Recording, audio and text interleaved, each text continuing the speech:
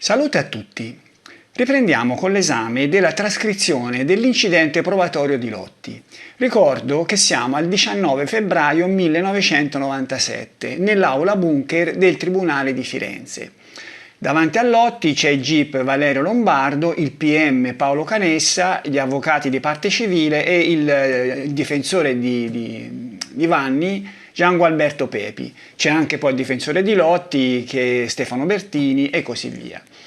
L'altra volta abbiamo guardato, esaminato alcune parti, tra cui i racconti relativi al delitto di Baccaiano e al delitto di Giugoli. In questo video ci concentreremo sul delitto di Vicchio.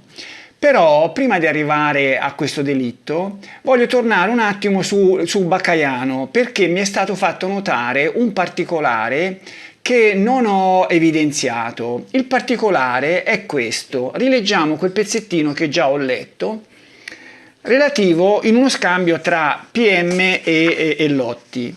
E siamo al momento in cui Mainardi ha tentato la fuga a marcia indietro. Lotti poi si spostò la macchina e li ripresero per bene, cioè voleva dire che la macchina andò indietro e loro spararono ancora per ucciderli, per prenderli bene. Presero per bene, cosa vuol dire? Spararono ancora? Li fermarono lì, non si mossero più. Era uno solo che sparava? Lei vide chi sparava? No, io ho visto uno solo che sparava e basta. Era il Vanni? No, era quell'altro. Poi cosa successe? Attenzione, poi gli stettero un pochino lì fermi e poi io andetti via. Ecco, mi è stata fatta notare questa frase. Una frase che incuriosì anche Nino Filastò, che in dibattimento ne chiese conto a Lotti. Leggiamo il pezzettino, lo scambio tra Filastò e Lotti su questo argomento. Chi sparò? Pietro. E dopo cosa fecero? Poi, quando veddi che avevano finito di sparare, io presi, andetti in macchina e volevo andare via. E mi fermò Pietro, dice: te tu vai via. E come un vo via? E prese a questo punto, e che facevo lì? Ma, dice Filastò, ha detto una cosa che è proprio strana però, perché lei ha detto, a pagina 35 dell'incidente probatorio, poi gli stettero un pochino lì fermi e poi io andetti via. Stettero un pochino lì fermi, a far che? Chiede Filastò. No, io volevo partire. Poi vedi, mi chiamò uno e Pietro dice tu vai via. Come si vede, Lotti continua a insistere sullo stesso argomento precedente, quello del fatto che lui voleva andare via e che poi andò via. Ma non risponde a questa domanda: perché sarebbero stati un pochino lì fermi Vanni e Pacciani? Filastò, tu vai via. A quel punto, allora che facevo lì? Dice Lotti. Poi pian piano mi fecero andare via. Ma anche loro rimasero lì un po' fermi, no? Chiese Filastò. Ma io dopo non lo so, perché andetti via? Ma allora abbiamo visto, penso che ve ne siete accorti anche voi, insomma, no? Che Lotti non diceva mai niente di più di quello che doveva dire, cioè parlava poco, sapeva anche parlare poco, no? Ma poi di sua volontà parlava poco, diceva il minimo possibile. Perché tirò fuori questo argomento? Stettero un pochino lì fermi. E allora, chi mi ha fatto notare questo particolare ci vede una suggestione. Allora, qui le suggestioni chiaramente se ne possono far tante, no? E in tanti le fanno. Ecco, io cerco di farne poche, ma ogni tanto qualche suggestione bisogna metterla lì, perché tra di loro, tra queste suggestioni, potrebbe esserci qualcosa di vero, e io ho l'impressione che qui qualcosa di vero ci sia. C'è Lotti, sappiamo, Lotti, il mostro. Diciamo il mostro, sappiamo che effettivamente stette fermo lì a lungo, stette fermo nel momento in cui i ragazzi che arrivarono per primi erano lì attorno alla macchina. Ricordo i due amici Calamandrei e Poggiarelli, i due fidanzati Bartalesi e Marini. Arrivarono lì, il mostro era dietro nel campo e probabilmente si era reso conto che Mainardi era ancora vivo oppure non riusciva ad andare via perché doveva attraversare la strada, la macchina dall'altra parte. In sostanza stette lì in attesa che questi se ne ripartissero. Poi se non ripartivano, se qualcuno rimaneva lì, non so io cosa faceva, lui probabilmente sarebbe andato via per qualche altra strada, però in ogni caso rimase lì, questi poi ripartirono e poi lui uscì fuori. E chi ha visto i miei video o letto i miei articoli sulla dinamica di Baccaiano sa cosa potrebbe essere successo. Io credo che Lotti gli sia venuto spontaneo riciclare in quest'altro modo questa situazione che si era creata lì, cioè gli venne spontaneo e poi stettero un pochino lì fermi, perché lì fermo c'era stato lui. Questa è la suggestione. In ogni caso, adesso andiamo al delitto di Vicchio e vediamo quando il PM comincia a chiedergli come questa piazzola sarebbe stata scoperta, che sappiamo che a scoprirla dovrebbe essere stato Giancarlo Lotti, anche se vedremo qui che c'è qualche aggiustamento. Tra l'altro, ecco, mi dimenticavo di dire che uno spettatore, Stefano Benedetti, mi ha fatto notare che effettivamente Lotti potesse aver avuto paura di essere riconosciuto, di essere stato riconosciuto, e per questo aver atteso e poi ucciso il ragazzo. Questo perché? Perché Lotti nella zona dove bazzicavano questi ragazzi, bazzicava anche lui. Lui aveva una zia che abitava a Montespertoli, una zia sarta, lui andava, lo disse lui, a farsi fare dei rammendi. E poi in ogni caso non è che lui abitasse molto lontano, lui girava con la macchina, per cui non è così improbabile che avesse visto magari in qualche bar, in qualche situazione così, avesse visto questi ragazzi e avesse potuto poi temere di essere stato riconosciuto. Vabbè, detto questo, a questo punto andiamo a Vicchio e al modo in cui questa piazzola sarebbe stata scoperta. Delle visite alla piazzola Lotti aveva raccontato diverse volte e l'aveva raccontato in modo sempre un po' diverso. Io ho fatto un video, Lotti il pentito parte 5. In quel video lì ho fatto la cronistoria dei cambiamenti di versione di Lotti, di come sarebbe andato su questa piazzola con la Nicoletti, con il Pucci, con il Vanni. Il 26 aprile del 96 c'era stata l'ultima versione. Vediamo qual era l'ultima versione. Tra l'altro una versione che era arrivata dopo una precedente, sempre nello stesso interrogatorio, cioè si vede che gliel'avevano chiesta, alla fine avevano detto ma insomma dici come sono andate le cose, e Lotti aveva spiegato.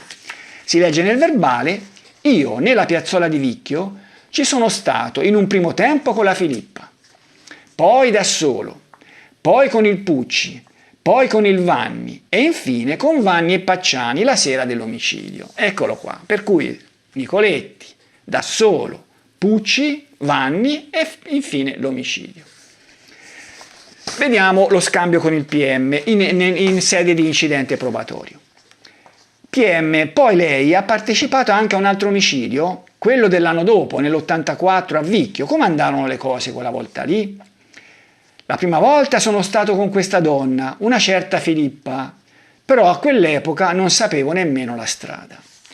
E qui già comincia a esserci un piccolo tentativo di aggiustamento, no? Perché Lotti dice che quella piazzola, prima di esserci andato con la Nicoletti, non la conosceva, non c'era stato, mentre la Nicoletti l'aveva detta in un modo un po' diverso, aveva detto che, poi lo vedremo, ma in quella piazzola Lotti la conosceva già.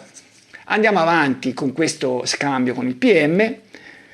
Ma quando andaste lì, fu la donna a dirgli fermiamoci qui o lo trovaste in seguito? Lotti: allora non c'era mica niente, non c'era persone né nulla. E Lotti non risponde a quella domanda. Non c'era, ma era giorno o era sera? No, era giorno, andai con lei. Poi? Ma la strada gliela indicò questa Filippa? E sembra che il PM insista, no? Il PM insiste per sapere se questa piazzola la conosceva prima, Lotti la conosceva prima di andare con la Filippa, o addirittura se era stata lei a portarcela, a indicargliela, questa piazzola. Ma io non sapevo di preciso, io non c'ero mai stato. La donna lo conosceva questo posto? Dice Lotti, dice andiamo più avanti, si va in un posto, ma io non sapevo mica di arrivare fino. PM, fu lei la donna che le indicò questa piazzola?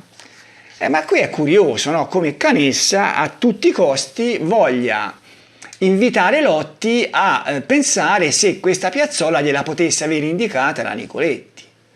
E la cosa è un po' strana, ma perché Canessa ha tutto questo interesse a portare Lotti su quella strada? A suggerire a Lotti quella strada. Lotti sì, cioè dice sì, me la indicò lei. Lei la conosceva, questa donna? A me mi pare che la conoscesse meglio di me. Lotti approfitta. Le disse che c'era già stata con qualchedun altro?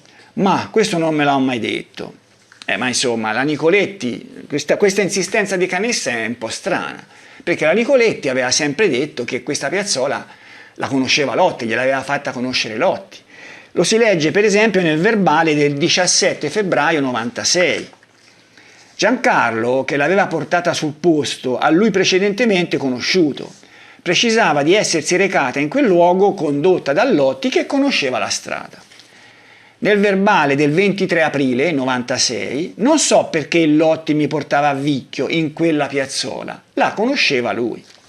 Ma del resto, allora la donna da sola non poteva esserci andata, non aveva nemmeno motivo di andarci, no? Ma poi non poteva esserci andata perché non aveva la patente, non aveva né la macchina né la patente. Per cui, insomma, pensare che lei fosse andata in questa piazzola, ci poteva aver portato qualche suo cliente. Allora lei aveva detto prima di confessare di esserci andata con Lotti, aveva detto di esserci andata con il Sadotti, il suo amante del periodo. Ma lui negò, dice no, io non ci sono mai stato. Ma è chiaro, no, che lei aveva detto di esserci andata col Sadotti per non dire di esserci andata con Lotti. Lì io direi che anche gli scettici intelligenti, sono d'accordo nel vedere nella Nicoletti una persona molto molto guardinga.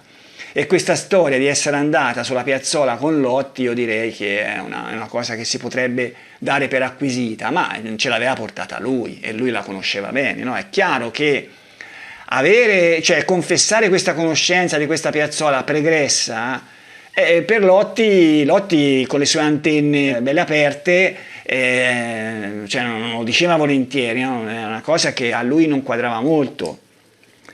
In ogni caso, andiamo avanti, sempre su questa piazzola e a questo punto arriviamoci con Pucci.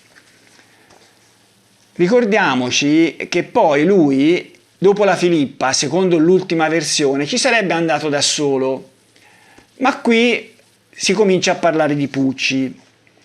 Poi lei in questo posto c'è ritornato con qualcun altro, chiede il PM. Ci stette a fare una girata con coso, con Fernando. Ce lo portò lei Fernando, e chi ce lo doveva portare? Fernando non c'era nemmeno la patente. No, dice no, sempre il solito no. Si andò così. Io non sapevo mica che c'era queste macchine così, non lo sapevo mica. Allora, Lotti sarebbe andato in questa piazzola senza sapere che c'era una macchina da spiare. Non lo sapeva, dice lui, no? E allora cosa ci aveva portato a fare Fernando? Cioè, non è come con la Nicoletti che era andato lì per fare quello che doveva fare, che con Fernando faceva come col Butini, io non lo so questo. Ma... E vedeste che c'era della gente, chiede il PM, a fare l'amore, come ci eravate andati con la Filippa? Sì.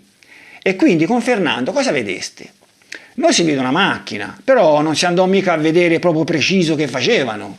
Cioè, come si vede, no? Cioè, qui le persone un pochino che vogliono capire, che vogliono trovare la verità, devono cercare di interpretare anche questi atteggiamenti di Lotti. Cioè Lotti, anche nei più piccoli dettagli, cerca sempre di minimizzare, sempre, anche dettagli insignificanti. Qui dice, però non si andò mica a vedere proprio preciso che facevano. Cosa vuol dire? Non si andò a vedere proprio preciso che facevano. E allora cosa andarono a fare? Erano lì a contare le foglie. Cioè, è proprio una questione psicologica. Cioè Lotti che, come dissero Fornari e Lagazzi, attentamente impegnato in una sua strategia difensiva, che era una strategia difensiva istintiva. Cioè lui non è che a tavolino si era fatto un piano. Lui istintivamente, istante per istante, navigava a vista. Lui c'era qualcosa che doveva dire, la diceva, ma la diceva al minimo, proprio il minimo possibile. Come in questo caso che non contava niente. E che macchina era? Chiede il PM. Una Panda celeste. Una Panda celeste. Come faceva Lotti a sapere che era una Panda celeste? Sì, diciamo che fra tutti questi interrogatori il fatto che fosse una Panda celeste era venuto fuori. Ma da chi era venuto fuori? Gliel'avevano suggerito? Ma io non penso. Il PM continua, poi ci è arrestato anche da solo in questo posto lei. Allora, da solo, secondo l'ultima versione, ci sarebbe stato prima che con Pucci. Forse il PM non se lo ricordava o forse semplicemente voleva dirlo a Lotti, hai detto di Pucci ma non che ci sei stato da solo. Ci sei stato anche da solo? E Lotti dice, no, da solo proprio no. Cosa fa Canessa? Non è che gli dice a Lotti, guardi che lei ci aveva detto che c'era stato anche da solo. No, non lo fa. Semplicemente va avanti. Con chi c'è stato? Infatti chiede. No, vidi questa Panda, forse ne avrò parlato a San Casciano. Allora mi hanno detto di andare insieme. Ne ha parlato con chi? Io capisco che lei, se sono le cose come dice, ha difficoltà a raccontarle, però in questa sede bisogna che le racconti, E insomma, sembra che Canessa tutto così conciliante con Lotti, no? Pronto a capire le sue difficoltà, gli dice stia tranquillo, lei ha difficoltà a dire queste cose, ma qui le deve dire, ma come difficoltà? Perché avrebbe dovuto avere difficoltà a raccontare di essere andato su questa piazzola con Pucci o con chi era andato? Non è che era una cosa come il discorso di Pacciani, che insomma si poteva anche vergognare, no? Di quel fatto lì, di aver dovuto subire violenza, diciamo quella mezza violenza. Lì si poteva anche capire che avesse avuto difficoltà a raccontarlo, ma qui se lui voleva dire la verità la poteva dire tranquillamente, no? Cioè tutta questa così quest'essere concilianti con lui secondo me è assolutamente fuori luogo, sempre che si volesse arrivare alla verità e non a un simulacro di verità da portare in dibattimento, no? Perché qui mi sembra che in sostanza si voglia arrivare a quello, cioè si voglia perdonare a Lotti tutto quello che si riesce a perdonargli in queste dichiarazioni così, prima dice una cosa poi ne dice un'altra e non gli si dice ma perché prima ha detto così? Andiamo avanti. Lotti dice sì va bene, cioè nel senso che bisogna che le racconti, sì va bene. Lei ne parlò con Mario in che senso? Cosa gli disse? No, è sempre il solito no. Gli dissi che avevo visto questa macchina così, però, quindi oltre a no ci sono anche però, questo mi ero dimenticato di farlo notare, no? Cioè il no è l'inizio. Lui dice la prima cosa, dice no, poi se poi è sì o è forse cambia poco, però lui parte con il no. Quando finisce dice però, cioè ho detto qualcosa, però potrei aver detto qualcosa che non è esattamente quello che volevo dire, pronto a ritornarci sopra, no? È proprio una questione psicologica. Che c'erano due dentro a fare l'amore? Sì. Oh, finalmente, dice Canessa, l'hai detto. E allora glielo disse perché il Vanni gli aveva detto bisogna fare un altro lavoretto, o come li chiamate voi, o fu lei a dirgli guarda, andiamo un po' a spiare, come andò il fatto?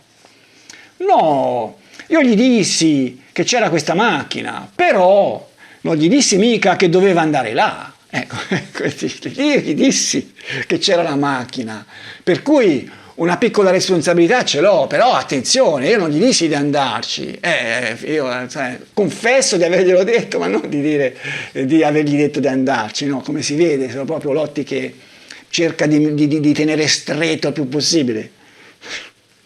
Come si fa a non capire che siamo di fronte al mostro di Firenze, ragazzi? Io non lo so. Io penso che chi l'ha capito riteniamoci dei privilegiati. Poi si andò a fare un giro là e basta la prima volta. Con chi? Con Mario. Ci ritornaste con Mario? No, una volta sola. E cosa successe? Si andò là e si vide questa macchina. C'erano due dentro? C'erano questi due dentro, però non si andò nemmeno proprio lì alla macchina, anche qui. Non si andò proprio lì alla macchina, come se la cosa potesse diminuire la sua responsabilità. Si stette a 3 metri, ma 3 metri e mezzo. Tremendo. Vidi la macchina, poi ripartì la macchina e andò verso il bar. E voi, come fa a sapere che andarono al bar? Se era dietro la macchina. Perché gli andaste dietro? Di chi fu l'idea di andargli dietro? Risponde Lotti? No, ma se era fermi loro lì, se era fermi. Poi partì la macchina e andò su, poi si andette verso, si andette su anche noi. Cioè frasi completamente sconnesse, perché Lotti non sapeva spiegargli perché erano andati dietro questa macchina. Come mai andaste dietro? E la Canessa insiste. Di chi fu l'idea di andargli dietro? Di ritornar via, dice Lotti. Risponde no, di ritornar via. Ho capito. Cioè, Canessa si rassegna e dice va bene, non me lo vuole dire. Facciamo finta di aver capito, ma cosa ha capito? Non ha capito niente. Lui dice ho capito, ma non ha capito niente. Oppure ha capito, ma ha capito qualcosa di diverso da quello che sembrerebbe che avesse capito. Allora, andarono via e gli andaste dietro, anche voi. Poi si fermarono lì al bar e scese questa donna e andò nel bar. E la macchina con cui erano andò via o si fermò? Ma io vidi andare via la macchina sola, era telecomandata. E voi? Chiede il PM. Io mi fermai lì nella macchina e andette dentro nel bar. Lui, Mario, e poi le raccontò, ritornò dopo 10 minuti e non so se ci parlò con la donna, non lo so, perché io non ci andai dentro. Quando tornò, cosa disse? Quando tornò era arrabbiato, non doveva aver fatto conversazione come voleva e basta. Era arrabbiato di cosa? Cosa le raccontava? No, credo gli abbia detto di andar via la ragazza che era dentro nel bar. Andar via? Io scusi non ho capito, dice Canessa. Cosa gli aveva detto alla ragazza? No, gli aveva detto cose, di parlare insieme, così, se voleva parlare, se voleva far qualcosa, e invece lei non ha voluto far nulla. E allora? Lui era arrabbiato? Cioè era la prima volta che la vedeva e Vanni era un tipo che... Non so se l'aveva vista prima, questo come può saperlo io? Come non so se l'aveva vista prima? Ma se era stato lui, Lotti, che gli aveva detto a Vanni di questa piazzola e tutto, era tutto cominciato dal discorso di Lotti, per cui questa ragazza non la conosceva. Ma invece sentiamo cosa dice Lotti. Ho capito, dice Canessa, le disse che la conosceva questa ragazza? Dice che c'era stato qualche altra volta, poi non lo so con chi io, è segno che la conosceva bene, se no come faceva a parlare con una donna che non la conosce? Questa cosa qui, io penso che a quel punto gli dovevamo dire, Canessa gli doveva dire, Lotti, ma scusi, se gliel'aveva appena detto lei a Vanni di questa piazzola di Vicchio, cosa voleva dire che lui conosceva già questa ragazza da tempo? È chiaro che non ha senso, no? Ma poi... Cioè io non so se qualcuno ci ha creduto a questa storia di Vanni che entra dentro il bar, che parla con questa ragazza, che le propone chissà che cosa, che lei lo manda via, che poi lui torna da Lotti, dice questa ninfomane, perché qui non se ne parla, ma nei verbali c'è scritto questa ninfomane, io faccio vedere io, eccetera, eccetera. È una cosa veramente da non credere, è una cosa, io non so, c'è qualche giudice, qualche magistrato che ci ha creduto? Io ne dubito molto. In ogni caso, se veramente Vanni avesse fatto delle avanze a questa ragazza non si sarebbe saputo. Ma leggiamo questo articolo, vediamolo qui, del 10 luglio 96. La mamma della ragazza uccisa dal mostro a Vicchio respinge l'ipotesi del massacro per vendetta. Qui erano filtrate le notizie su Lotti che aveva raccontato questa storia di Vanni che era entrato dentro e così via, no? Impossibile, Pia mi avrebbe raccontato tutto. Non so quanto siano attendibili questi testimoni. Che pena vedere mia figlia sbattuta in prima pagina un giorno sì e uno no, povera donna. Nell'articolo non ci crede. La mamma di Pia scuote la testa di fronte alle nuove rivelazioni. La storia delle ragazze uccise per vendetta perché avevano respinto i compagni di merende e le loro assurde voglie non la convince. Sfido io che non la convince. Con voce flebile ma ferma, Vinni Rontini dice: mia figlia non nascondeva niente, se fosse stata avvicinata con insistenza da uomini anziani lo avrebbe detto. Con me aveva un rapporto apertissimo e bellissimo. Ma mi sembra evidente, no? Cioè, figurati te se questa ragazza, avendo subito queste avance da un vecchione come Vanni, non l'avrebbe detto alla madre o al padre, e neanche alle amiche al bar, alle colleghe, lì nel bar. È assurda questa storia. Ma andiamo avanti con il racconto di Lotti, perché qui Abbiamo visto che Lotti c'è stato assieme a Vanni, ma vediamo cosa successe nei giorni successivi. E la sera che andaste lì e che avvenne il delitto, cosa successe? Come andarono le cose? Chi decise di andare lì? No, Piero e quell'altro, Mario, dice, c'è da andare in questo posto. Lei capì, le dissero subito cosa andavano a fare o no? Avevo capito, ormai avevo capito, c'ero belle dentro, che facevo? Cioè, qui Lotti ormai, il fatto che lui fosse ignaro di quello che questi andavano a fare era una moneta che aveva speso per Baccaiano e un po' anche per Giovani, no? Aveva cercato di far finta di non sapere che cosa andavano a fare, a Baccaiano sicuro, ormai a Vicchio lo sapeva benissimo, lo capiva anche lui, insistere sul fatto che andava senza sapere che cosa sarebbe successo sarebbe stato controproducente, lo capiva anche lui che per molti era un cretino. Si partì da San Casciano e si va in giù, sempre con la macchina mia e loro con la sua. Perché lei andava con la macchina sua e loro con la loro? Perché mi andava di andare con la mia. Sì, ho capito, ma perché non andavate con una macchina sola? C'era uno scopo?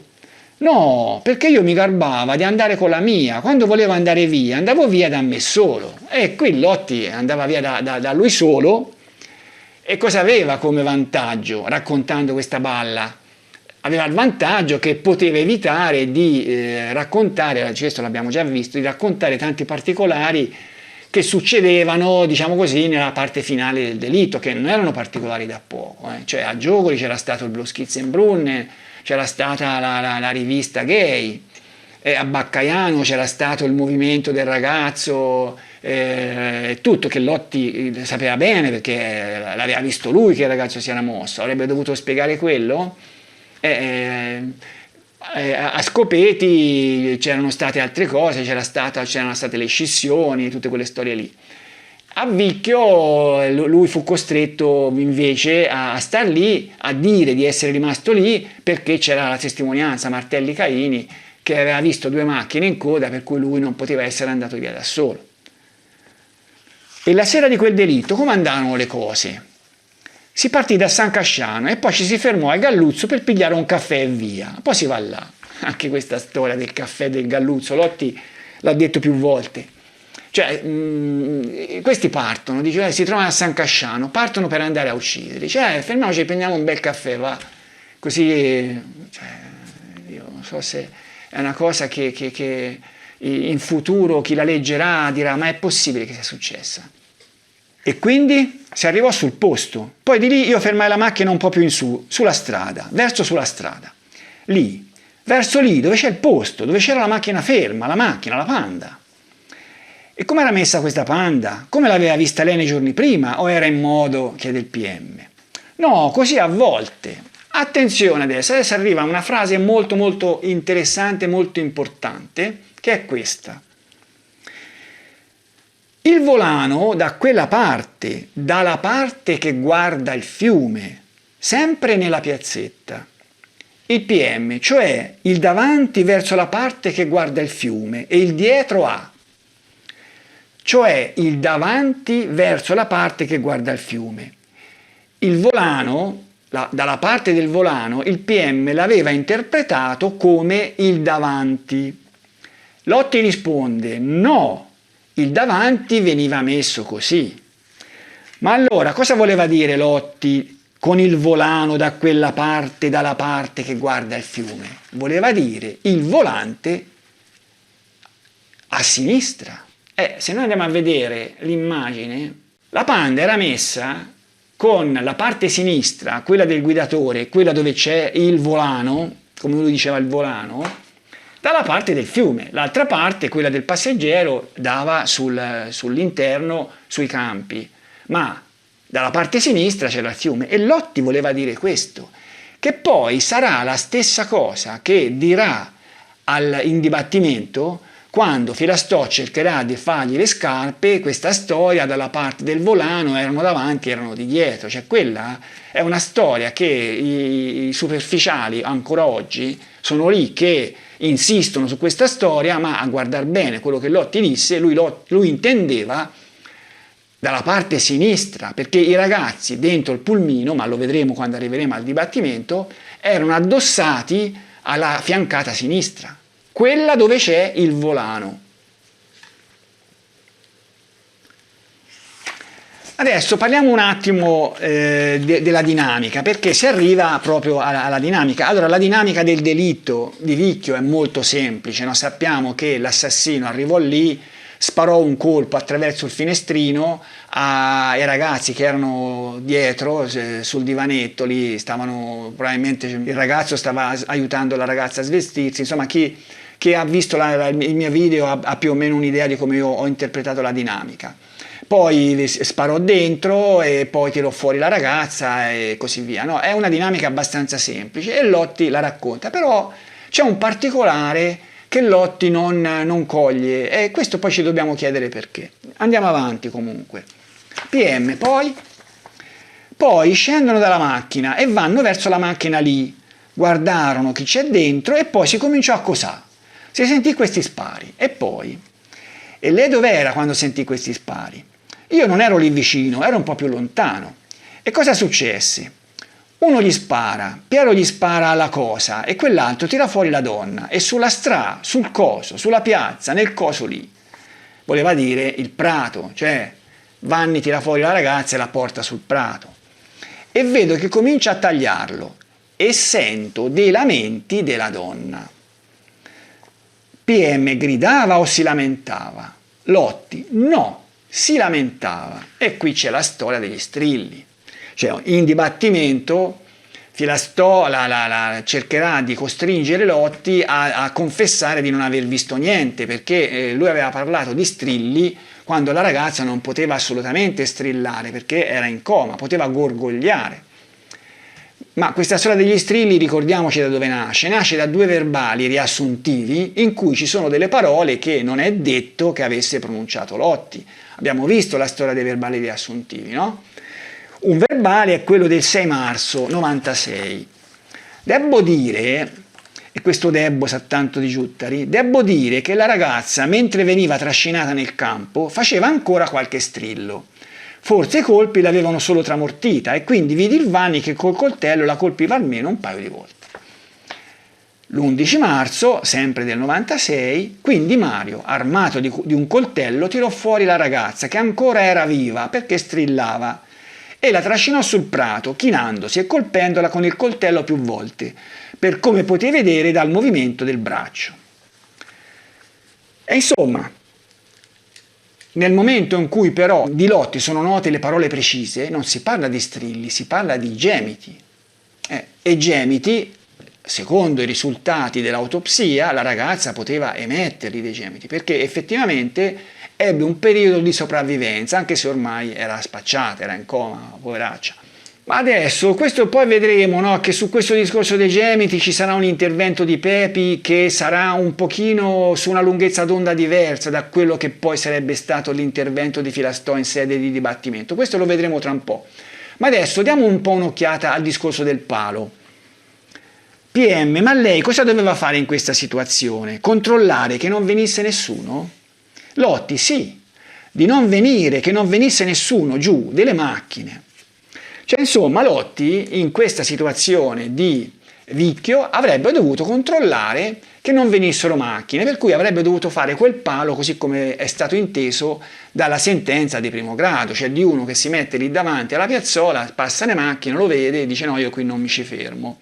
Naturalmente una scemenza totale, perché a quel punto lì se l'avessero visto potevano riconoscerlo, potevano descriverlo, vabbè, io non so come hanno fatto a crederci a queste storie.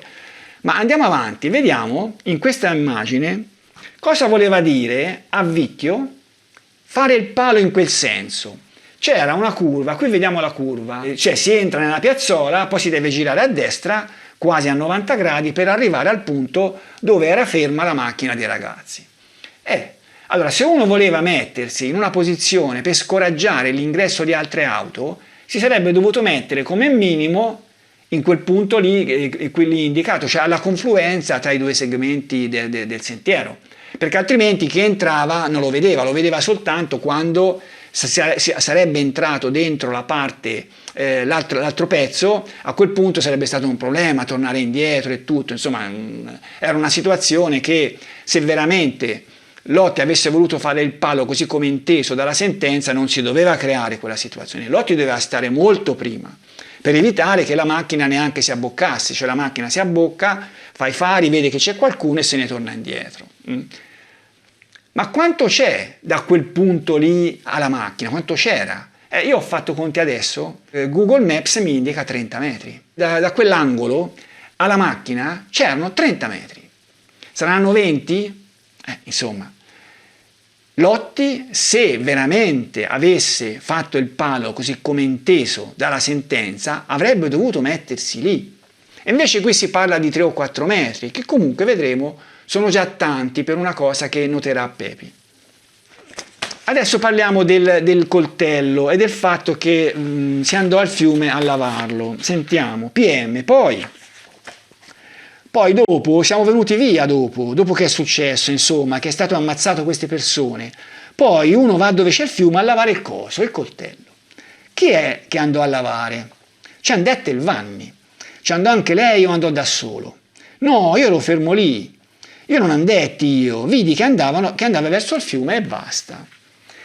Allora, questa storia di questo coltello che Vanni sarebbe andato a lavarlo al fiume, poi uscì fuori al momento dell'istruttoria perché Rontini si ricordò che un suo amico era andato a lavare la macchina la sera della scoperta dei corpi, il lunedì, e aveva notato delle macchie di sangue per terra, era andato a lavarla al fiume, per cui poi sarebbe andato a avvertire i carabinieri, però è una storia questa mi sembra che si chiamasse Pasquini, è una storia questa che non esiste, perché pensare che uno la sera che erano stati scoperti i corpi va lì a lavare la macchina, non ha senso. Poi non furono trovati questi carabinieri, il maresciallo che avrebbe preso le pietre, non fu trovato niente, no? Era una di quelle cose che purtroppo bisogna dire che Rontini è stato un fattore inquinante in questa storia, cioè nella sua ansia di trovare un colpevole per la figlia, che è ansia comprensibilissima, perché bisogna essere nei panni di questa povera gente che non c'è un colpevole, che vede il buio, cioè insomma, dopo che uno ha ricevuto un male così grosso, cioè che gli manchi anche di poter odiare, di poter odiare proprio la persona che gliel'ha fatto, deve essere una tortura incredibile, per cui è chiaro, no, che questi cercano disperatamente di trovarla questa persona. E si può capire che loro la cerchino e che non si fermino neanche di fronte al dubbio di aver trovato un innocente. Naturalmente sta a chi sta dietro, sta a chi amministra la giustizia di evitare che si creino queste situazioni. E nel caso di Rontini questo non è stato evitato, perché anche la storia che lui avrebbe visto Vanni frequentare il bar lì, anche quella è una cosa che non sta in piedi. Cioè, se lui se ne fosse accorto all'epoca di questo personaggio che non conosceva, che era lì, che girava attorno al bar, lo avrebbe detto all'epoca, no? Mi sembra logico. Ma andiamo avanti e arriviamo alla fuga. Poi ve ne andaste insieme o lei se ne andò per conto suo? No, la strada che fece lui io non la sapevo. Fece tutto il giro così, torno, io non sapevo mica la strada sterrata. E la strada sterrata com'è? È la strada che di lì si sale su, poi si gira su, c'è tutte le case dei contadini, poi si passò in un posto dove c'era una specie di viaio. Io ho visto il viaio, dovrebbe essere un sinonimo di lavatoio, e in effetti c'era quella fonticina, una fonticina. Poi era buio, quella dell'avvistamento Martelli Caini, al quale naturalmente Lotti si ricollega, perché Lotti quell'avvistamento lì se lo ricordava molto bene, perché era stato quello che l'aveva incastrato. Con la polvere di dietro non vedevo quasi nulla, bassi fanalini, quelli di posizione, sicché non vedevo proprio. Anche qui Lotti si adegua alla testimonianza Martelli Caini, che avevano detto che la macchina che stava dietro c'aveva soltanto i fanalini di posizione. Io non so perché quella macchina lì c'aveva fanalini di posizione, però non ha molto senso che uno su una strada buia in quel modo vada dietro un'altra macchina con solo i fanalini di posizione accesi. Può darsi che con la polvere magari c'aveva i fari, che non so, particolarmente bassi o inefficienti, questa seconda macchina. Ai coniugi erano parsi fanalini di posizione, però insomma ha poco senso. Comunque Lotti naturalmente si ricollega a questo particolare perché se lo ricordava bene, si vede che gliel'avevano detto più volte, no? Ma andavate forte o piano? Ma lui andava un pochino, non tanto leggero, e allora uno che gli sta di dietro piglia parecchia polvere, sicché non vede tanto bene. Poi si piglia la strada, quella che ho detto, girando così. Poi si ritorna verso la strada normale. Vi fermasse da qualche parte? Ma io non mi fermai. Qui il PM addrizza le antenne. Loro si fermarono da una parte? Questo non lo so, perché io allora andai a casa io. Infatti Lotti qui si dimentica qualcosa. Una cosa molto importante che evidentemente al PM premeva particolarmente. Vediamo. Quindi lei ha fatto un racconto che loro li vide fermarsi a una casa. Non è vero questo? Gli ricorda che lui in una precedente occasione ha raccontato un'altra cosa. E Lotti a quel punto... E qui bisogna un po' anche... Allora Lotti non poteva naturalmente ricordarsi tutte le sciocchezze che aveva raccontato durante gli interrogatori precedenti, no? Perché non aveva, credo, un bel blocco d'appunti con scritto oggi ho detto questo, no? Le diceva, gliele facevano dire, o gliele suggerivano, le scrivevano nei verbali, cioè cose che venivano, diciamo, si creavano un po' anche lì nel contraddittorio, poi che lui se le ricordasse. Questa si vede che al momento non ci aveva pensato, ma adesso gli torna in mente.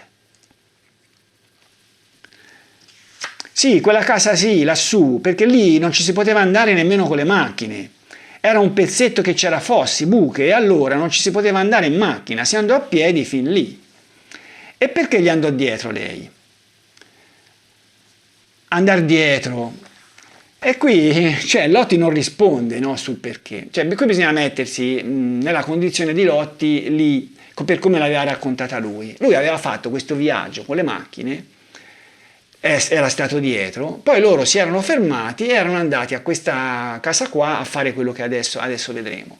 E perché lui era sceso anche lui, gli era andato dietro?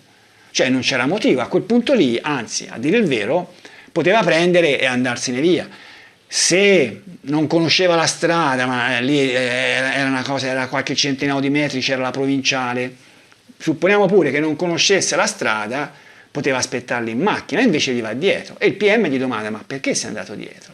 E lui non risponde, e naturalmente il PM non insiste, perché non c'era nessun bisogno, nessuna volontà di metterlo in crisi, no? In quel momento lì, ma a dire il vero mai. E cosa fecero a questa casa? Io credevo che gli avessero messo una pistola dentro, però non lo so se l'hanno messa o no, io non ho visto bene, io ero fuori e loro erano dentro lì, sicché se l'hanno messa o no.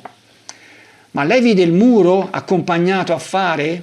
Sì, vidi che andarono lì, però non ho visto, distante lì, io ero vicino, fuori. Se l'abbia messo la pistola, questo non lo so. Ma cosa facevano a questo muro? Facevano una specie di buca, però se ci abbia messo la pistola, non... E poi si ritornò via e si andò verso casa. E insomma, Lotti racconta questo episodio che io credo, questo già l'ho detto, che avesse riciclato da quello che era successo a lui. Cioè io penso che lui fosse andato lì, è una spiegazione di come può essere rientrato questo foro nel muro di questo rudere in questa storia, no? Di come lui ce l'avesse messa dentro. È possibile che lui fosse andato lì il sabato, non ci avesse trovato nessuno, per non doversi portare avanti Andrea la pistola, la lasciò lì in questo posto che conosceva benissimo, e poi la domenica tornò, passò di lì, si prese la pistola e andò a uccidere. È possibile che le cose siano andate così. Adesso lasciamo perdere il PM, poi ci torneremo sul discorso sul contraddittorio PM Lotti. Passiamo all'interrogatorio di Franchetti. Io ricordo, allora Luca Santoni Franchetti era un avvocato di parte civile che rappresentava le vittime francesi. Non so se il solo Jean-Michel o anche Nadine. Nel documento mi sembra che c'è scritto solo Jean Michel. È importante, non l'ho detto l'altra volta, che Franchetti in questo contesto aveva un ruolo un po' diverso da quello degli altri avvocati di parte civile, che erano completamente schierati con l'accusa. Già al processo Pacciani, lo abbiamo visto, Franchetti si era dimostrato non poco propenso a considerare Pacciani colpevole, anche se poi anche lui si schierò con la condanna di Pacciani. Diciamo che non ebbe il coraggio di arrivare fino in fondo, però comunque ebbe dei problemi, infatti perse anche la rappresentanza di alcune vittime. Però lui era convinto che né Pacciani né Lotti e compagni c'entrassero in questa storia, no? Per cui era un po' una spina nel fianco dell'accusa. E qui interroga Lotti per prenderlo in castagna. Sentiamo. Dunque, senta una cosa. Quella sera i ragazzi, quando avvenne l'omicidio, si accorsero, o uno dei ragazzi, che qualcuno si stava avvicinando? Lotti: sì, hanno visto, io ero vicino lì, a 2 o 3 metri di distanza. Qui uno si domanda, ma non doveva fare il palo? Se doveva fare il palo era a 30 metri. Quindi lei vide che un ragazzo si alzò? Anzi, il ragazzo si alzò quando vide arrivare il Pacciani? Sì, vidi. Dovevano uscire, ma invece arrivò loro e... No, non mi ha capito. Quando il Pacciani si avvicina alla macchina, va bene? Il ragazzo lo vede. Lei vide che il ragazzo si alza, da una posizione bassa si mette alto, sì, perché lo ha sentito e lo ha visto. Cioè, il ragazzo ha sentito e visto Pacciani. E Lotti: sì, mi ha visto. Cioè, attenzione, sì, mi ha visto. Questo è un lapsus di quelli tremendi. Sì, mi ha visto, cioè ha visto lui, perché davanti al ragazzo c'era lui, non c'erano né Pacciani né Vanni, c'era lui. Sì, mi ha visto. Franchetti sembra non accorgersene. Oh, che cosa fa a quel punto il Pacciani? O una delle 2 persone, insomma, che erano lì, che cosa fanno? No, quegli altri aprono lo sportello e mette fuori la donna. Ecco, no, io le contesto. Prima, quando i ragazzi si accorgono che qualcuno si stava avvicinando alla macchina, che cosa succede? Sì, e che fanno? Ormai sono loro lì, sono lì vicino, non possono far nulla. Qui io penso che Lotti cerca di rispondere, cerca di immaginarsi, di trovare una risposta, ma non la trova, infatti non risponde. Io le contesto però che lei all'interrogatorio del 12 marzo 96 disse che una delle 2 persone che si stavano avvicinando alla Panda ritornano indietro, vanno sotto il seggiolino di destra della loro vettura che avevano messo a bloccare la Panda, prendono la pistola e ritornano a uccidere. Ecco qui, questo è un particolare che probabilmente in quel momento Lotti non se lo ricordava, cioè aveva detto tante di quelle sciocchezze che non se le poteva ricordare tutte e questo in quel momento non se lo ricordava, ma adesso gli torna in mente. Era buona la sua memoria allora o è buona la sua memoria oggi? Lotti: no, come pigliano la pistola? Lei disse in quell'interrogatorio, signor Lotti, che il Pacciano e il Vanni, non mi ricordo bene, che una persona si avvicinò alla Panda senza pistola. In quel momento i ragazzi si accorgono di questo avvicinamento, si alzano. E a questo punto questa persona torna indietro, monta in macchina, prende la pistola che era nascosta sotto il seggiolino di destra. Lotti: della macchina? Cosa? Del treno. È chiaro che era della macchina, no? Lotti è in difficoltà. Probabilmente adesso comincerà a ricordarsi, fa un po' di fatica, ma comincia a ricordarsi.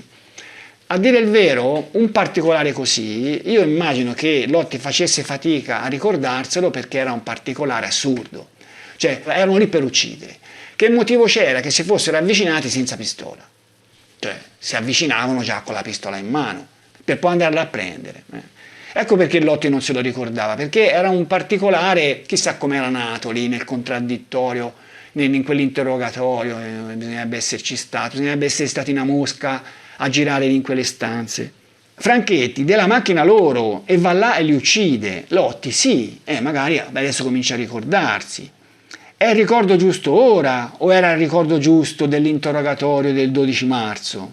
Lotti: sì, probabilmente comincia a ricordarsi. Ma ancora è un po' sorpreso. Qual è giusto? Quello che sono andati a prendere la pistola in macchina. Quindi quello del 12 marzo. È giusto quel ricordo lì? Sì. Quindi questa persona si avvicina, viene scoperta, torna in macchina, prende la pistola Lotti sì. Continua Franchetti e poi si avvicina e cosa fa? A chi spara per primo? Ma spara all'uomo. All'uomo? Sì.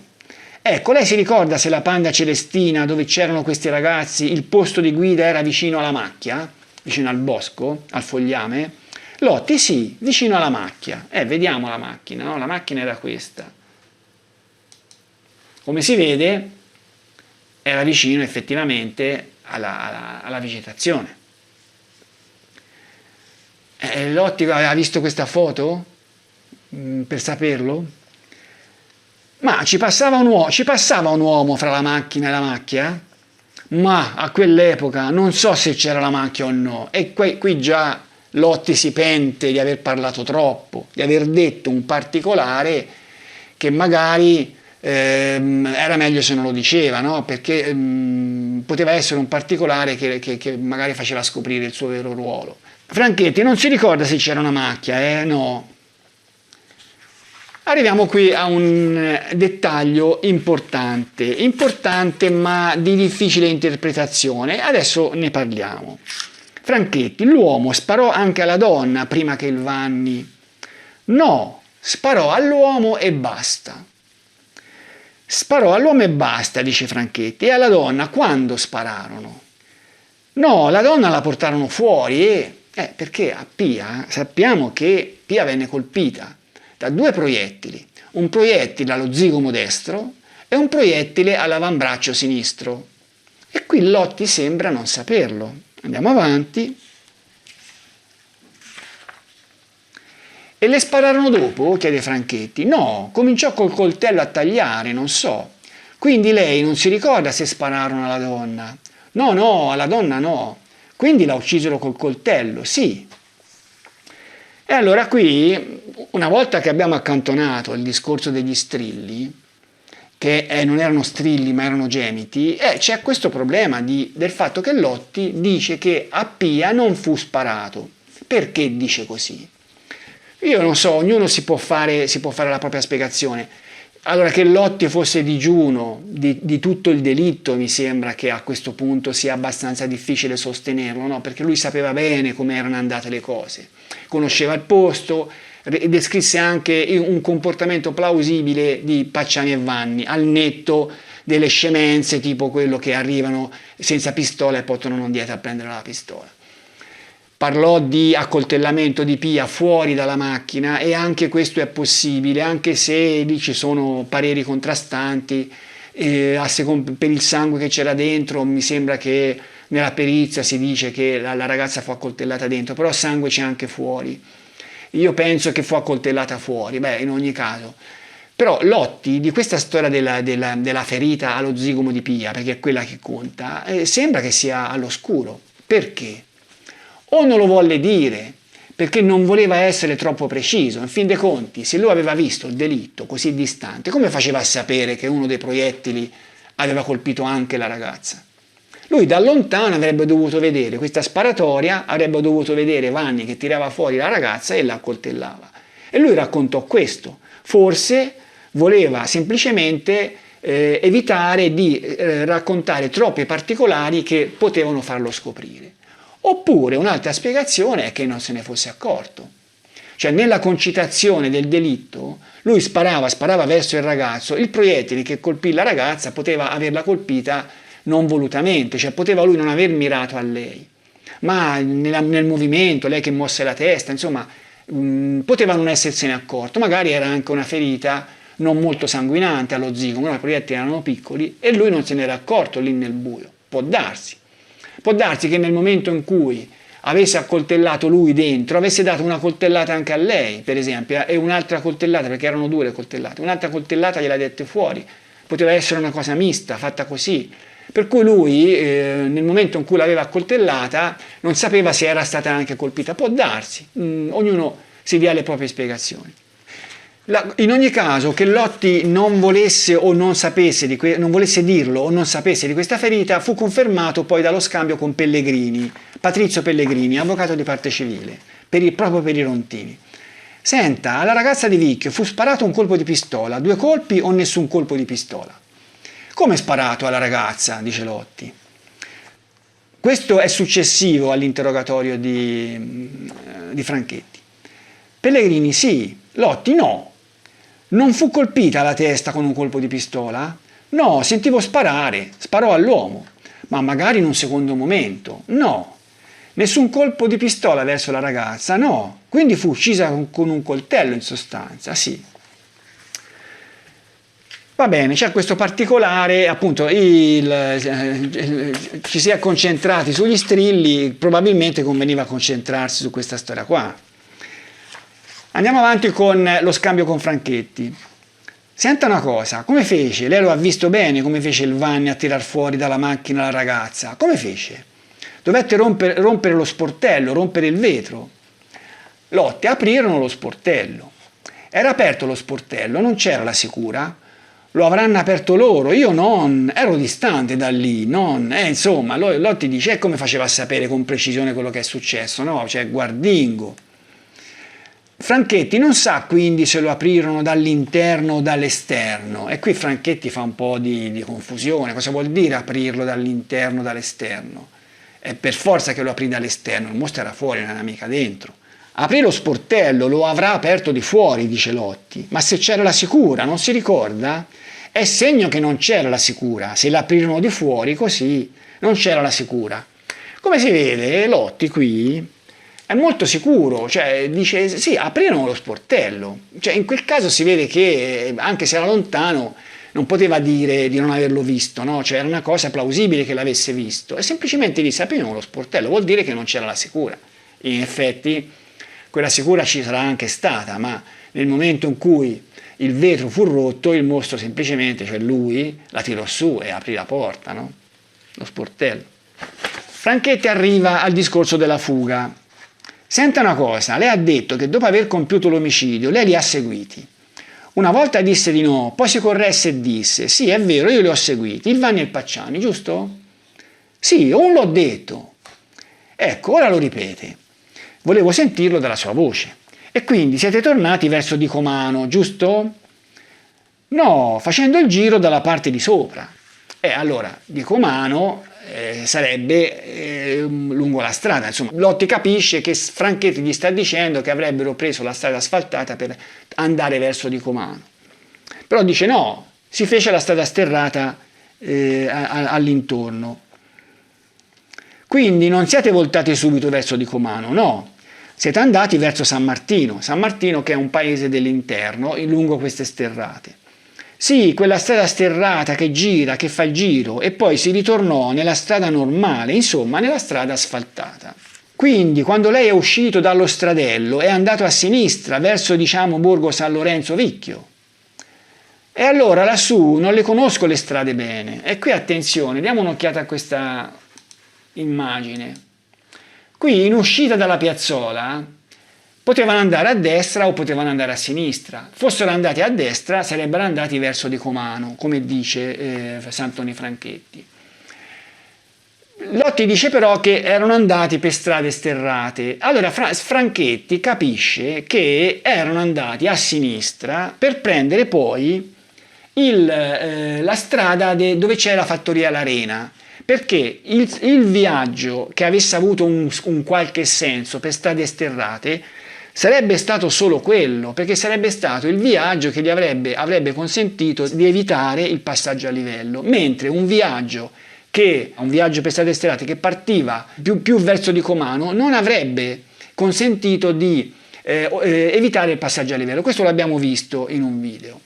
Lì Lotti, quando c'era stato il sopralluogo con Canessa e Giuttari, non era riuscito a indicare una strada uscendo a destra dalla piazzola che potesse fare allo scopo. Poi c'era stato il pasticcio della sentenza, i giudici avevano capito che la strada era quella, avevano preso per buona quella strada lì, ma in effetti andare per strade sterrate in quel modo non sarebbe servito a niente. Io non so, Franchetti se l'era studiato per conto suo. Lui pensava, diceva, allora siete andati a sinistra, perché poi, superato il cavalcavia, a quel punto si poteva prendere dentro e fare quello sterrato. E Lotti rimane lì, interdetto. Franchetti, quindi, quando lei è uscito dallo stradello è andata a sinistra, verso, diciamo, Borgo San Lorenzo Vicchio. E allora lassù non le conosco le strade bene.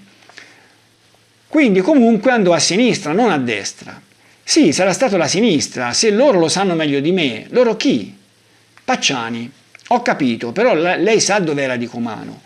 Non avete fatto la stessa strada quando siete scappati che avevate fatto all'andata? Perché all'andata Lotti aveva raccontato di essere passato da Dicomano, di essere arrivato alla piazzola e poi di essere entrato dentro andando a sinistra. Per cui Franchetti chiede, quando siete scappati non avete rifatto questa strada? Perché per fare quel giro, sarebbero dovuti andare a sinistra uscendo dalla piazzola. Ma Lotti rimane interdetto, allora cosa fa? E qui Lotti fa una cosa furba, una cosa istintiva. Devia il discorso su un particolare, su un dettaglio collaterale per non rispondere. Vediamo se ci riesce. Come scappati? Dice Lotti. Dopo l'omicidio sarete scappati, no? Come scappati? Se prendi la macchina tu scappi, non lo so. Insomma, questo non è scappare, dice Lotti. Vi siete allontanati, via, vi siete allontanati, interviene il GIP. Ci siamo allontanati, dice Lotti. GIP, vi siete allontanati dal luogo del delitto. È il GIP che voleva evitare questo scontro. Però Lotti non demorde. Se uno prende la macchina, che scappa? Va bene, basta intendersi, dice il GIP. Lotti, no, io mi intendo abbastanza bene, perché scappando è un conto e andare via è un altro.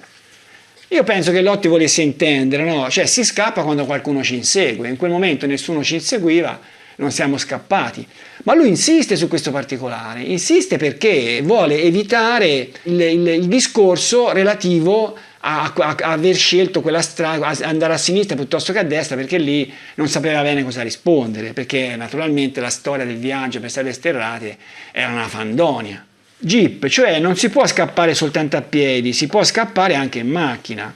Lotti, no, io ho scappato, lo scappato è uno, secondo la strada com'è va regolare, non va mica come il fumo, non lo so.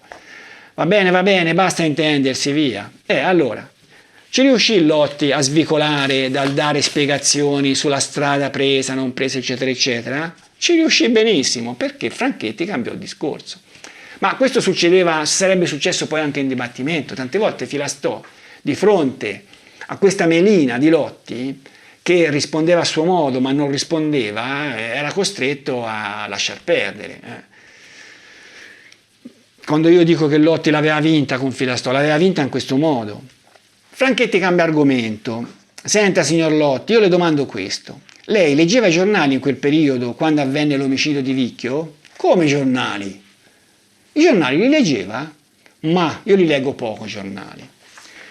Ho letto questo trafiletto per dire che questa storia che Lotti, queste notizie le aveva lette sul giornale, io penso che ci si possa tranquillamente dimenticare, sia perché dopo 10 anni avrebbe dovuto ricordarsi tanti particolari che, a meno che uno non fosse appassionato della vicenda del Mostro di Firenze, non se li poteva ricordare, ma poi per Lotti aveva problemi a leggere, leggeva ma leggeva male. Io non penso che si fosse messo lì a leggere tutti i giornali, io penso da Mostro di Firenze gli bastassero i titoli e qualcosina per sentirsi soddisfatto, ma comunque i giornali non li leggeva granché. Ma adesso chiudiamo il discorso Santoni Franchetti e arriviamo al discorso Pepi, Giangualberto Pepi, il difensore di Vanni, e leggiamo questo scambio relativo al discorso dei gemiti, che vedremo che Pepi lo affronta da un punto di vista un po' diverso. Sempre per quello che attiene all'omicidio di Vicchio, io le devo chiedere, Lotti, quando lei ha detto che dopo che il Pacciani aveva sparato al ragazzo avrebbe visto il Vanni tirar fuori la ragazza e ucciderla con il coltello? Sì. Ecco, io volevo sapere, siccome anche su questo punto, come suo costume, lei ha dato varie versioni, volevo sapere dove era lei esattamente in quel momento, a che distanza. Lì sulla strada saranno stati 3 o 4 metri. 3 o 4 metri, dice Pepi. Come ha sentito la povera ragazza che urlava, che gemeva? Attenzione, Pepi gli sta dando 2 possibilità, che urlava, che gemeva. E Lotti cosa sceglie? No, Ho sentito dei gemiti così, cioè scegli esattamente la stessa cosa che aveva detto con il PM, ma si dà la zappa sui piedi. Dei gemiti, dice Pepi, da 3 o 4 metri, lei sentiva dei gemiti? Perché non si sentono? Dice Lotti. Pepi, ma forse uno bisognava che fosse molto più vicino per sentire dei gemiti. Degli urli a 3 o 4 metri sì, ma dei gemiti magari no. Interviene il GIP, che naturalmente in questa sede non aveva alcun interesse a indagare su questo dettaglio, dice sarà oggetto di discussione, sarà materia di discussione. Io penso che qui Pepi, che in questa sede non era il momento giusto di farlo, no? Si sarebbe dovuto vedere poi nel confronto dibattimentale tra lui e Lotti e magari anche tra lui e Pucci. In quel confronto Pepi avrebbe potuto indagare sulla linea di Lotti, che aveva fatto più di quello che aveva dichiarato. In questa sede non era il momento di farlo, però io penso che già avesse fatto un piccolo tentativo, perché se lui dice ma come?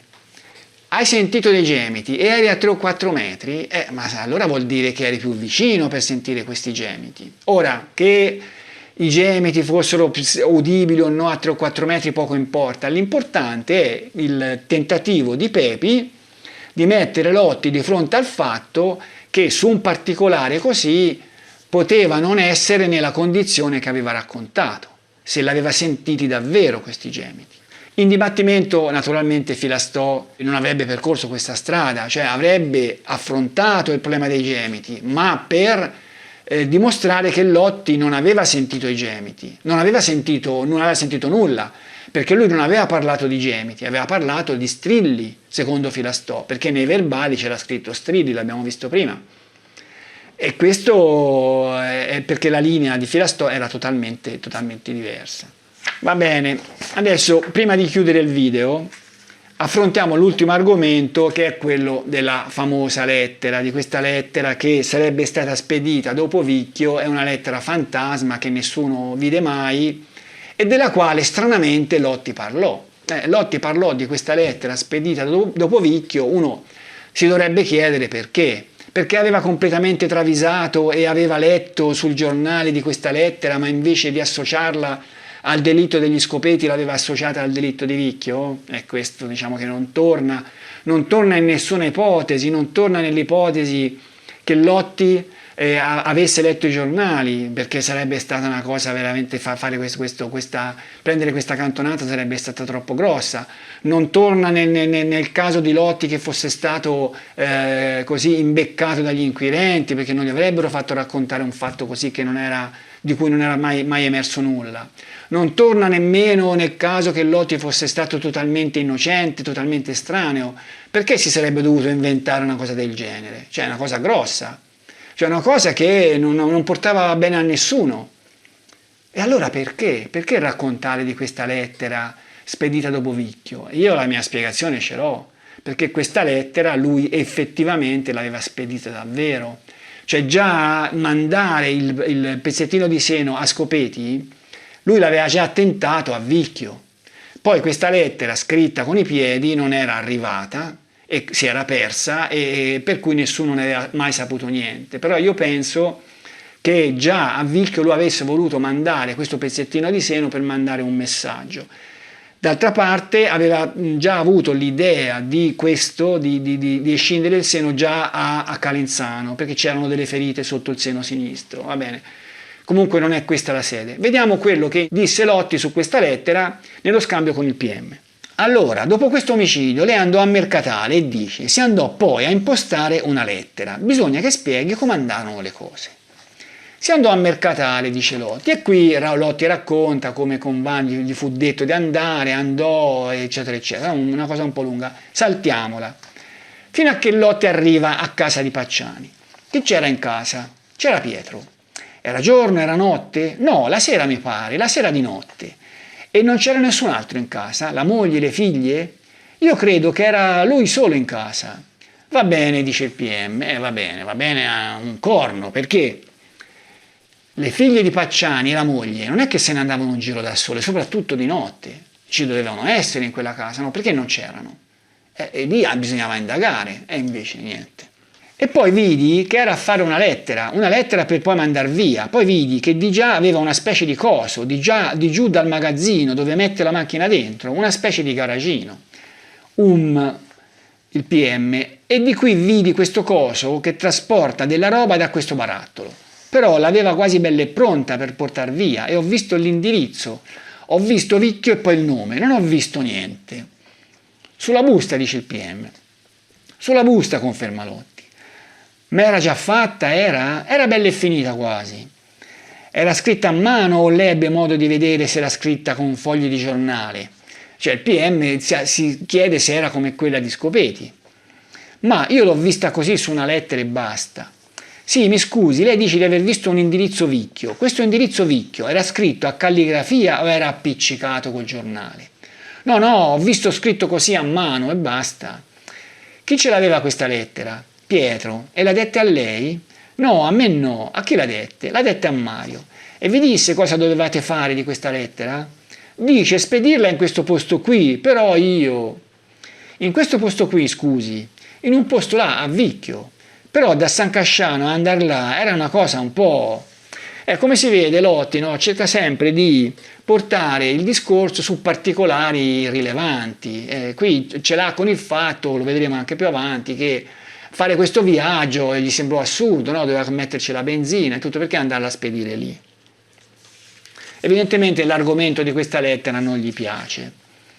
E perché non la spedisse da San Casciano?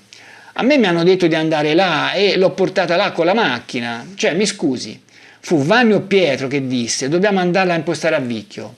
Sì, doveva impostarla. Questa era una cosa un po', a me mi pare una cosa, non lo so, partire di lì, andare là, a portare una lettera, era una cosa un po'...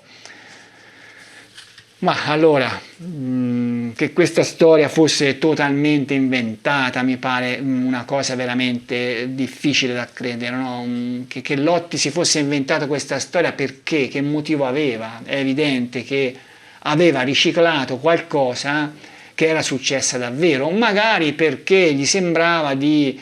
Così è una questione psicologica, dico qualcosa che è successa e gli sembrava in quel momento, forse si trovava in difficoltà, di acquisire maggiore credibilità, o forse poteva anche sperare che magari qualcuno di questa lettera se n'era accorto ma la notizia non era emersa per qualche motivo.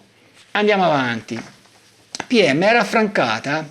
A me la non mi tornava perché dovevo partire da San Casciano e Lotti insiste con questa storia, cioè non vuole raccontare i particolari, metterci la benzina, andare là. Se era questo che si doveva fare bisognava farlo per forza. E il PM naturalmente desiste dal chiedere ulteriori informazioni, no? Capisce che Lotti non le vuole dare e non le chiede. E ci andaste? Ci sono andato. E chi andaste? No, io con la macchina e Mario, con la lettera. E cosa faceste? Attenzione! E la impostai dentro, lì vicino dove c'è questo bar.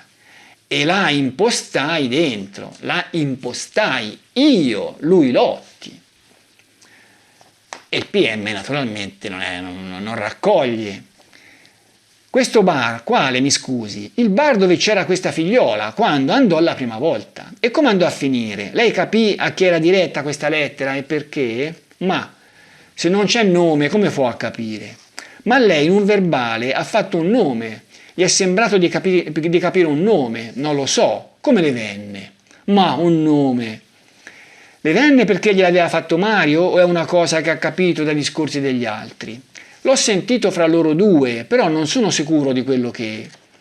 E lei, curioso com'è, non è riuscito a capire a chi e perché spedivano questa lettera. Ma, se non me lo spiegano, come può a dirle io queste cose? Ho capito, no, se non gliel'hanno spiegato non ce lo può spiegare a noi. Qui Canessa è comprensivo, conciliante, no, con Lotti. Ma se una persona ti dice qualcosa, se non dice nulla, come può a dire, a forzare una persona? Sono pienamente d'accordo, dice Canessa, nei discorsi che facevano loro due. Lei credette di sentire questo nome Emanuela. E qui lo fa lui il nome, lo fa Canessa. Cosa dicevano? Capì che era spedita a una donna, ma perché? Ma io non l'ho capito questo qui. Ho sentito questo nome, ma come può essere sicuro se è quello o no? Io. Ma qui ci sarebbe da chiedersi questo nome come venne fuori, no? Lo fece Lotti, che conosceva questa Manuela, sapeva che nel bar c'era questa Manuela?